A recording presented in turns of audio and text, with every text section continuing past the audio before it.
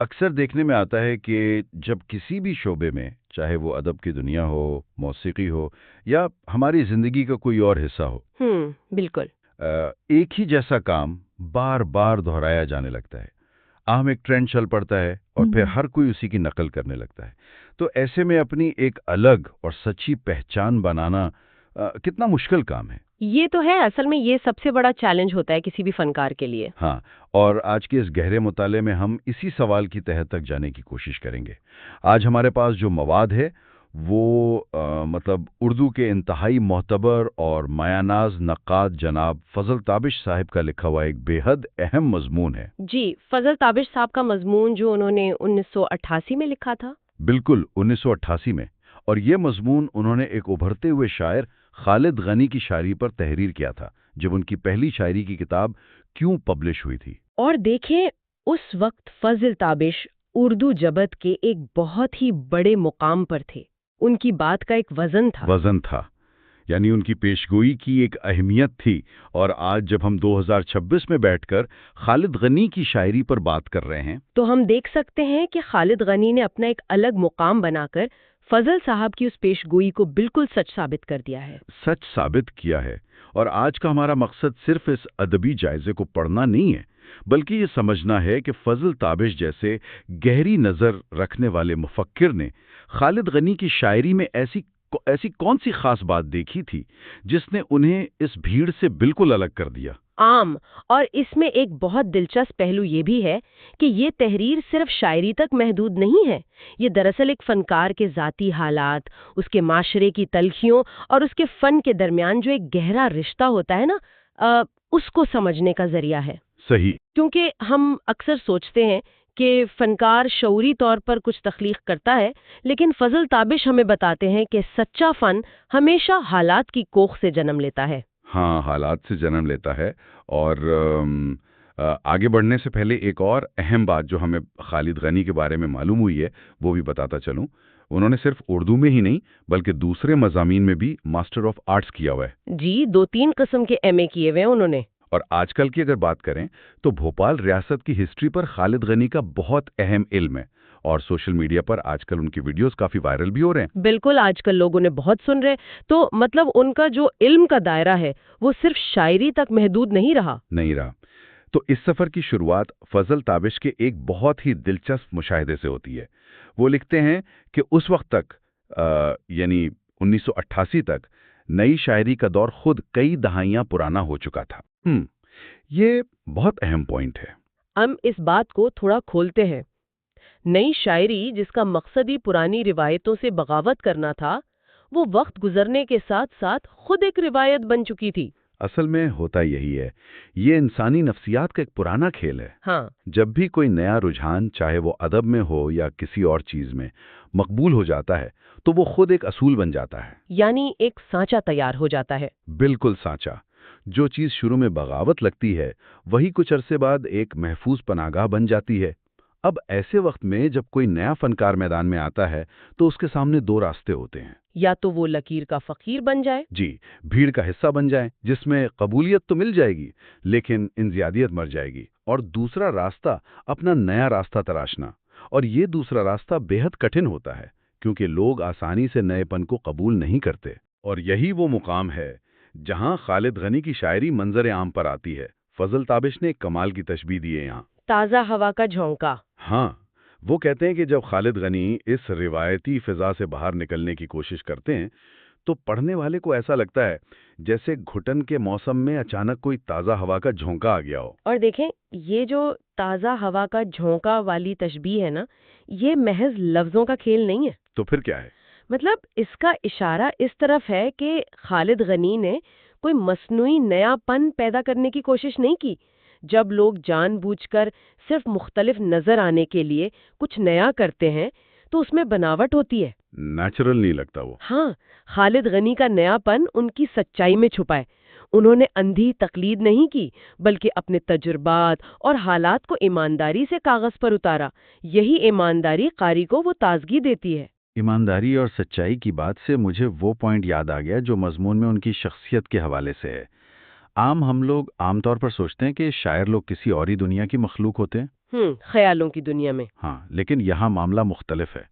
فضل تبش بتاتے ہیں کہ بعض اوقات شاعری خود بخود یعنی غیر ارادی طور پر لفظوں میں ڈھل جاتی ہے۔ اب جیسے خالد غنی کوئی سیاستدان نہیں ہے، جی، سیاست کے اکھاڑے کا حصہ نہیں ہے وہ۔ لیکن ان کی شاعری میں سیاست کی ایک جھلک ضرور ملتی ہے۔ اور سب سے دلچسپ بات جس کا ہم نے شروع میں ذکر کیا کہ انہوں نے 2-3 قسم کے ایم اے کیے ہیں، ہائر ایجوکیشن۔ ہائر ایجوکیشن حاصل کی، لیکن اس اعلیٰ تعلیم کے باوجود بدقسمتی سے وہ روزگار سے محروم رہے۔ عام ان حالات کو اگر ہم تھوڑا گہرائی میں جا کر دیکھیں، 2-3 ایم اے کرنے کے بعد بھی جب ایک انسان کو سوسائٹی میں جگہ نہیں ملتی، اسے روزگار نہیں ملتا، تو اس کے ذہن پر کیا اثر پڑتا ہوگا؟ غصہ آئے گا، ظاہر ہے۔ غصہ اور اس کے ساتھ ایک شدید جھنجھلاہٹ، یہ مسلسل مسترد کیا جانا کسی بھی انسان کو نظام سے متنفر کر سکتا ہے۔ لیکن فیضل تابش اس کو بڑی باریک بینی سے دیکھتے ہیں۔ وہ لکھتے ہیں کہ غانی کے دل میں جھنجھلاہٹ ضرور ہے اور اس کی جھلک شاعری میں آتی بھی ہے، لیکن اس جھنجھلاہٹ نے ابھی انہیں پوری طرح اپنی گرفت میں نہیں لیا ہے۔ بالکل، ان کی سادگی ابھی باقی ہے۔ یہی کشمکش ہے نا؟ جی، یہی وہ کشمکش ہے جو ان کی شاعری کو اتنا طاقتور بناتی ہے۔ اگر صرف غصہ ہوتا تو وہ ایک کھوکھلا نخرہ یا احتجاج بن کر رہ جاتا۔ اس میں ادب نہیں رہتا پھر۔ ہاں، اور اگر وہ بالکل سمجھوتا کر لیتے تو وہ ستی بن جاتی۔ وہ درمیانی رستے پر چل رہے ہیں۔ ایک طرف دنیا کی تلخ حقیقت ہے اور دوسری طرف ان کے اندر کا سچا فنکار۔ اور اس سادگی اور تلخی کو واقعی محسوس کرنے کے لیے ہمیں ان کے اشعار کی طرف چلنا چاہیے۔ فضل تابش نے جو اشعار کوٹ کیے ہیں وہ کمال ہیں۔ جی ضرور، اشعار دیکھتے ہیں۔ پہلے شعر کے مصرے کچھ یوں ہیں کہ زمین ہوگی وہاں پر نہ آسمان ہوں گے، خدا کے سامنے جب لوگ بے زبان ہوں گے۔ اوہو، کیا گہرا شعر ہے یہ۔ بظاہر یہ روز محشر کا ذکر لگتا ہے، لیکن اس کا تجزیہ کرے تو یہ اس دنیا کی طاقتوں کے سامنے انسان کی بے بسی کا بڑا اشارہ ہے۔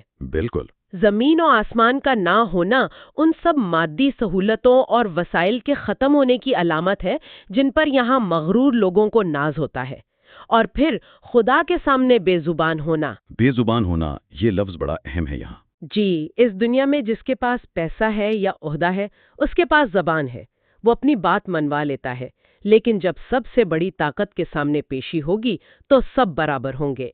یہ ایک ایسے شخص کی روحانی پناہ گاہ ہے جس کی تعلیم اور قابلیت کے باوجود اس معاشرے میں آواز نہیں سنی جا رہی۔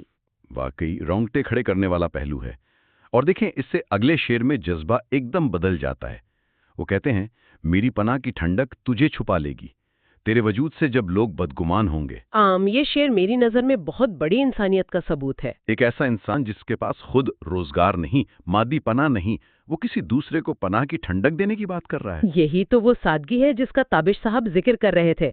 عام طور پر ہوتا یہ ہے کہ جب دنیا آپ کو ٹھکراتی ہے تو آپ بھی دنیا سے نفرت کرنے لگتے ہیں، لیکن یہاں فنکار اپنے دکھ کو دوسروں کے لیے سائبان بنا رہا ہے۔ یعنی احتجاج ہے، پر محبت اور پناہ کے ذریعے۔ جی بالکل، وہ کہہ رہے ہیں کہ جب معاشرہ تم پر شک کرے گا تو میری ہمدردی تمہیں تحفظ دے گی۔ کیا بات ہے۔ اور اگلا شعر تو ہمارے معاشرے کا طبقاتی فرق پر بہت سخت طنز ہے۔ یہ فاصلوں کی تپش خواہشیں مٹا دے گی، زبان رکھتے ہوئے ان کے جو بے زباں ہوں گے۔ پہلے شعر میں خدا کے سامنے بے زبان ہونے کی بات تھی، یہاں اس دنیا میں زبان ہوتے ہوئے بے زبان ہونے کا ذکر ہے۔ یہ فاصلوں کی تپش، اس سے ان کی کیا مراد ہے؟ دیکھیں، فاصلوں کی تپش سے مراد وہ سماجی اور معاشی دوریاں ہیں جو امیروں اور غریبوں کے درمیان ہیں۔ یہ دوریاں اتنی ظالمانہ ہیں کہ انسان کی معصوم خواہشوں کو جلا کر راکھ کر دیتی ہیں۔ اور خاص طور پر خالد غنی جیسے پڑھے لکھے نوجوانوں کی خواہشیں۔ ہاں، اور زبان رکھتے ہوئے بے زبان ہونا نظام پر سب سے بڑا تماچا ہے۔ یعنی آپ کے پاس علم ہے، دلائل ہیں، ماسٹر آف آرٹس کی ڈگریاں ہیں، جی، لیکن پیسہ نہیں ہے تو آپ کی آواز کی کوئی اہمیت نہیں، آپ گونگے ہیں اس نظام کے آگے۔ یہ ایک انتہائی تلخ حقیقت ہے، اور یہ سب اشعار مل کر ایک ذہنی کیفیت بناتے ہیں جو آخری شعر میں اپنے کلائمیکس پر پہنچ جاتی ہے۔ وہ آخری شعر تو اس پورے مضمون کی جان ہے۔ میں سناتا ہوں۔ امیر شہر نے نیلام روک دی خالد، ہمارے خواب یقیناً بہت گراں ہوں گے۔ اوف، اس شعر میں جو وقار اور فخر ہے نا، وہ لاجواب ہے۔ لگتا ہے جیسے سارا نچوڑ اس ایک شعر میں آ گیا ہو۔ بالکل، اس میں دو بڑی طاقتوں کا ٹکراؤ دکھایا گیا ہے۔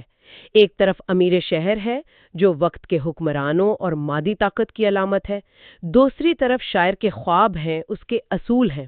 عام طور پر تو لاچاری اور بے روزگاری انسان کو اصول بیچنے پر مجبور کر دیتی ہے نا؟ یہی تو امیر شہر چاہتا ہے کہ اصول سستے داموں نیلام ہو جائیں، لیکن نیلامی روک دی جاتی ہے۔ کیونکہ خواب اتنے گراں ہیں، یعنی اتنے قیمتی ہیں کہ سرمایہ کم پڑ گیا۔ جی ہاں، مادی طاقت ان خوابوں کو خرید ہی نہیں سکی۔ ہم یہاں میں ایک چھوٹی سی وضاحت بھی کرتا چلوں کہ یہاں امیر شہر یا ان اشعار کے ذریعے ہم کسی مخصوص سیاست یا پارٹی کی حمایت نہیں کر رہے، نہ ہی نظام کے خلاف کوئی آواز اٹھا رہے ہیں۔ بالکل، ہمارا مقصد صرف اس اوریجنل مواد کو رپورٹ کرنا اور اس فنکار کے احساسات کو سمجھنا ہے۔ یہ کوئی پولیٹیکل نیریٹو نہیں ہے، بلکہ ایک ذاتی اور سماجی تجزیہ ہے۔ جی، لیکن سوچئے، ایک نوجوان جس کے ہاتھ میں 2-3 ایم اے کی ڈگریاں ہیں، در در کی ٹھوکریں کھا رہا ہے، اور معاشرہ کہتا ہے کہ تمہارے علم کی کوئی مارکیٹ ویلیو نہیں۔ پھر بھی وہ شخص اعلان کرتا ہے کہ اس نے اپنا ضمیر نہیں بیچا۔ یہ بے روزگاری کے دکھ پر اس کی جذباتی فتح ہے۔ اس کی عزت نفس کسی نوکری کی محتاج نہیں ہے۔ باقی اب اگر ہم اس پوری بحث کو سمیٹنے کی کوشش کریں تو فیضل تابش کی اس تحریر نے ایک نئے شاعر کی کشمکش، اس کی اعلیٰ تعلیم، اس کی بے روزگاری اور اس کے سچے فن کو کس خوبصورتی سے ایک دھاگے میں پرویا ہے۔ اور سیکھنے کی بات یہ ہے کہ معاشرے کی ناانصافیاں ایک سچی فنکارانہ آواز کو دبا نہیں سکتی، الٹا یہ تلخیاں اس آواز کو اور نکھار دیتی ہیں۔ سچا فن اپنی راہ خود بنا لیتا ہے۔ اور آج 2026 میں خالد گھنی کی کامیابی اسی بات کا ثبوت ہے۔ تو آج کے اس گہرے مطالعے کے اختتام پر ایک سوال بار بار میرے ذہن میں ابھر رہا ہے، جو ہمیں آج کے زمانے سے جوڑتا ہے۔ اور وہ کیا ہے؟ وہ یہ کہ اس مادہ پرست اور تیزی سے بھاگتی ہوئی دنیا میں، جہاں بظاہر لگتا ہے کہ ہر چیز کی قیمت لگ چکی ہے، ہمارے اپنے وہ کون سے خواب یا اصول ہیں جو آج بھی اتنے گراں ہیں کہ انہیں کوئی امیر شہر خرید نہیں سکتا؟ یہ واقعی اپنے آپ سے پوچھنے والا سوال ہے۔ کیا ہم نے اپنے ان قیمتی خوابوں کو محفوظ رکھا ہے یا فائدے کی دوڑ میں انہیں سستے داموں نیلام ہونے دیا ہے؟ اس بات پر غور ضرور کیجیے گا۔